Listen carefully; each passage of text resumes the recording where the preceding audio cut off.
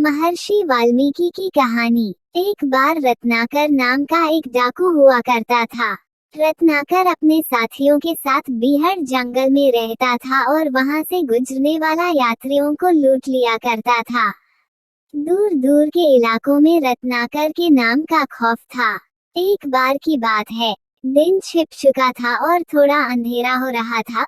उस समय नारद मुनि उस जंगल में विचरण कर रहे थे कि तभी डाकू रत्नाकर ने अपने साथियों के साथ नारद जी को घेर लिया।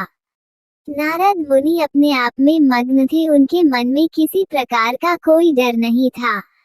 रत्नाकर ने नारद जी से पूछा, सुनो ब्राह्मण, मैं रत्नाकर डाकू हूँ, क्या तुमको मुझसे भय नहीं लग रहा?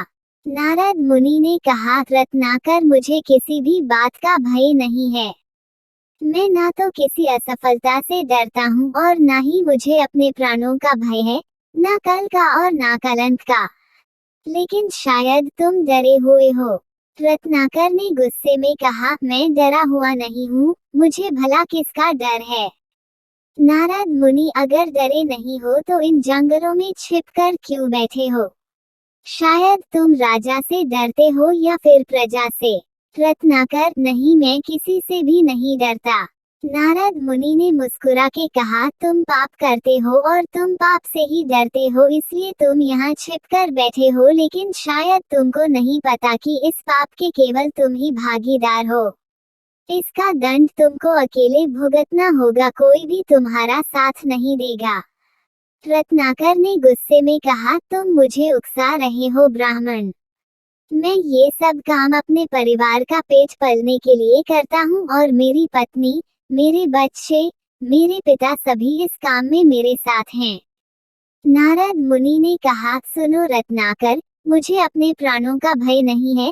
तुम मुझे यहाँ पेड़ से बांधकर अपने घर जाओ और अपने सभी सगे संबंधियों से पूछो कि क्या वह इस पाप में तुम्हारे साथ हैं। रत्नाकर को नारद मुनि की बात सही लगी और वह उनको पेड़ से बांधकर अपने घर की ओर चल दिया। घर जाकर उसने सबसे पहले अपनी पत्नी से पूछा कि मैं जो ये पाप करता हूँ, क्या तुम उस पाप में मेरे साथ हो? तो पत्नी ने उत्तर दिया कि स्वामी, आप इस परिवार के पालक हैं, ये तो आपका कर्तव्य है, इस पाप में मेरा कोई हिस्सा नहीं है। रत्नाकर बेचारा उदास सा होकर अपने पिता के पास पहुंचा और उनसे भी यही सवाल पूछा तो पिता ने कहा, बेटा, ये तो तेरी कमाई है, इस पाप में हमारा कोई हिस्सा नहीं है। डाकू रत्नाकर के प्राण सूख गए। उसे ये सब सुनकर बहुत बड़ा धक्का लगा कि वह जिनके लिए ये पाप कर रहा है वो उसके पाप में भागीदार होने को तैयार नहीं है। रत्नाकर हताश होकर वापस नारद मुनि के पास गया और नारद मुनि के पांव में गिर पड़ा और क्षमा मांगने लगा। नारद मुनि ने उसे उठाया और सत्य का ज्ञान दिया।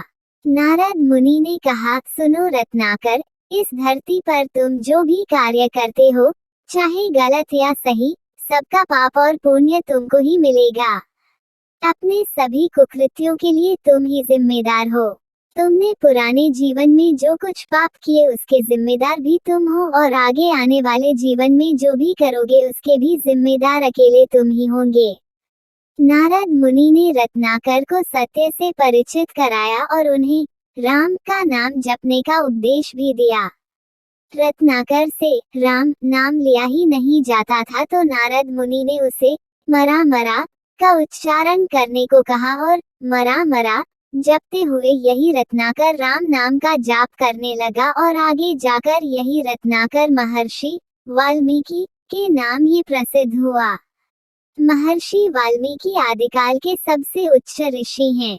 वह संस्कृत के विद्वान कवि और दुनिया के सबसे बड़े ग्रंथ रामायण के रचयिता हैं। महर्षि वाल्मीकि ने ही हिंदुओं के सबसे प्रसिद्ध ग्रंथ रामायण को संस्कृत में लिखा। सत्य ही कहा गया है, राम नाम के इस शब्द में बहुत बल है, जिसने डाकू को भी भारतवर्ष के सबसे प्रमुख ऋषि के रूप में परिवर्तित कर दिया। योजक चिन्ह। मित्रों, अब आप लोगों से निवेदन है कि महर्षि वाल्मीकि के बारे में अपने कमेंट जरूर लिखें। नीचे कमेंट बॉक्स में जाकर आप अपनी बात हम तक पहुंचा सकते हैं। धन्यवाद।